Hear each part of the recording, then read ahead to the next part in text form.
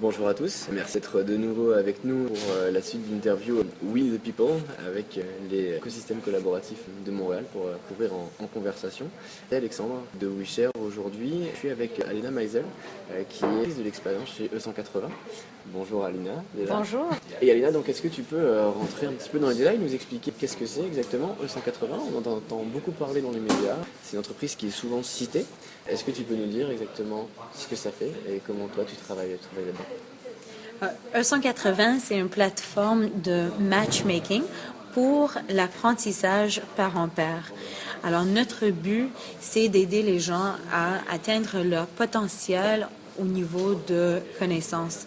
Ça devient comme un marché de savoir avec des offres et des demandes de connaissances. Et les gens se rencontrent autour d'un café, vraiment live, en personne, pour partager leurs connaissances. Je pense qu'on a tous vécu un moment où on rencontre un étranger, mais qui nous inspire vraiment avec ses expériences et connaissances. Nous, on essaie de rendre ça un peu plus stratégique et non à hasard. Comme ça, tout le monde peut vraiment profiter des gens et des connaissances, des expériences. On a une plateforme grand public qui est gratuite pour tout le monde à Montréal et partout dans le monde de partager les connaissances.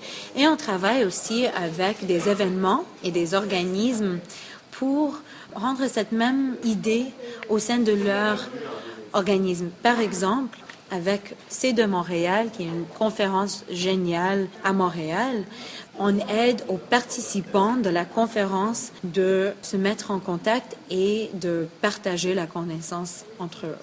Ok, donc si je comprends bien, c'est appliquer l'économie du partage à l'éducation pour faire en sorte que les gens partagent ensemble leurs connaissances. Tout à fait. Super. Et du coup, donc, c'est vachement basé sur l'économie collaborative au sens large, on n'est plus dans la consommation. Qu'est-ce que ça veut dire pour l'économie collaborative? Comment tu la comprends? Qu'est-ce que ça veut dire pour toi ce concept? L'économie collaborative, c'est une manière de voir les ressources autrement, de voir comment on peut partager les ressources, maximiser les ressources et pas gaspiller dans nos vies quotidiennes. Par exemple, avec le transport, comment on peut partager les voitures si on ne les utilise pas tous les jours. Puis pareil avec tous les autres biens. Alors, c'est une manière de utiliser les ressources au maximum et pas gaspiller. Pour pas produire trop, pour pas dépenser trop. Et aussi de rapprocher les communautés ensemble pour avoir une vie plus saine.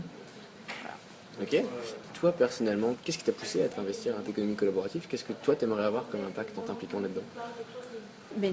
Évidemment, avec E180, je trouve qu'il y a un potentiel immense.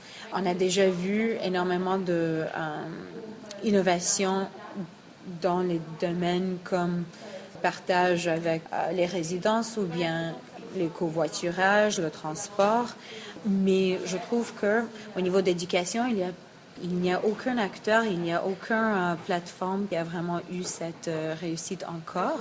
Et je pense que ça peut carrément révolutionner la manière qu'on vit dans une société où, au lieu de seulement apprendre à l'université ou bien en tapant nos recherches dans Google, on peut parler avec un autre humain pour avoir une réponse vraiment particulière pour nous qui peut nous aider énormément dans nos vies. Je pense que tout le monde a déjà eu cette expérience où il a rencontré un étranger, puis en partageant avec cette personne, l'autre personne a vraiment ouvert tout un autre monde et vraiment changé la manière qu'on peut voir quelque chose et fait une vraie différence dans notre vie.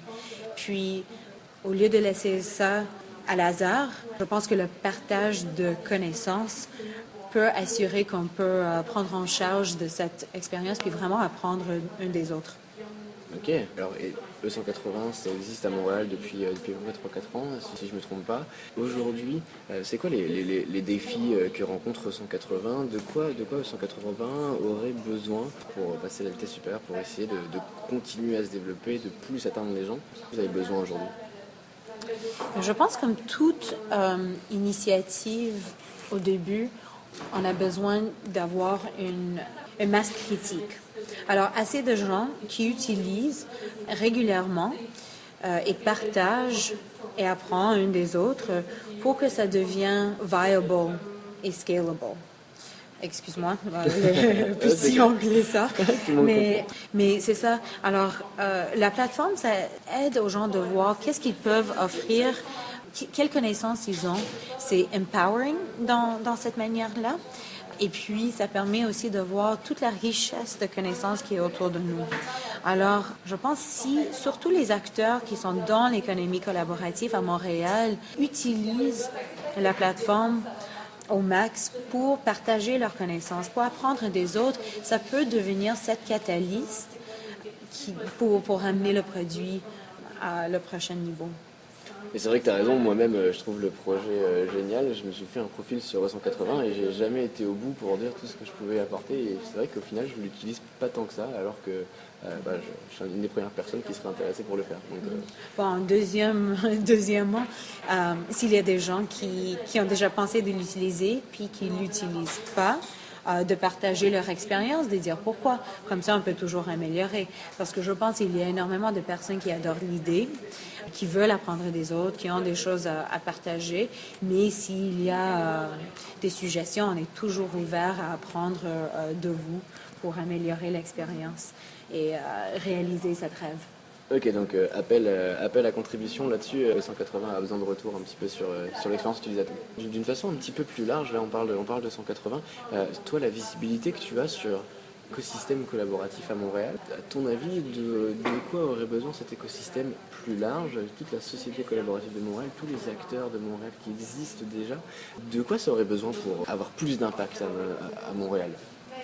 Qu'est-ce qui manque à Montréal pour devenir une ville modèle de collaboration? Je pense que c'est important que tous les stakeholders d'une ville soient impliqués dans une transformation d'une ville, puis surtout l'économie. Alors, autant le privé au niveau de les compagnies sociales, les grandes compagnies, les corporations, le public, alors les acteurs gouvernementaux, d'avoir cette volonté, puis d'investir et d'utiliser les produits, les outils qui existent pour l'économie collaborative. Ça prend autant une volonté, l'argent et aussi des fois une modification de la législation, des droits, des lois, pardon. Ok, mais de toute façon, on a un petit peu discuté de WeShare avant de commencer à enregistrer. Tu sais que nous, c'est exactement ce qu'on essaye de faire, hein, de favoriser l'émergence d'une société collaborative à Montréal de façon vraiment pertinente. À ton avis, quel rôle WeShare peut jouer pour que ça marche mieux et pour que les acteurs s'impliquent plus? Comme un rassembleur de tous ces acteurs super importants. Super. Et du coup, enfin, pour voir un petit peu quelle est toi ta vision des acteurs collaboratifs à Montréal. Est-ce que toi t'en connais particulièrement et qu'il y a des acteurs auxquels tu aimerais en savoir plus, que WeShare te mette en contact ou mette 180 en contact d'autres acteurs? Oui, alors il y a quelques-uns.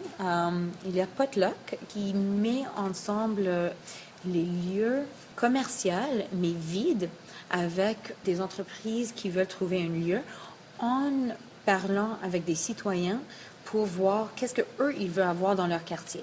Ça, je trouve super intéressant. Moi-même, j'ai une galerie d'art, Studio Beluga, puis je pense pop-up. Puis nous, on veut avoir les arts dans ces lieux vides avant que la prochaine entreprise vienne. Je pense qu'ils font un travail super intéressant.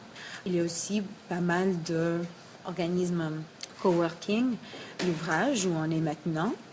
Boom Coworking, qui n'existe pas encore, mais peut-être bientôt, un espace coworking où les parents peuvent venir avec leurs jeunes enfants. Alors, je pense qu'il y a énormément de place pour toutes les différentes initiatives, des différentes idées. Et le plus qu'il y a, le plus riche notre société va être. Ok, super. Bon, merci beaucoup Léna, c'était très clair. Du coup, ça me permet d'en savoir un petit peu plus sur 180.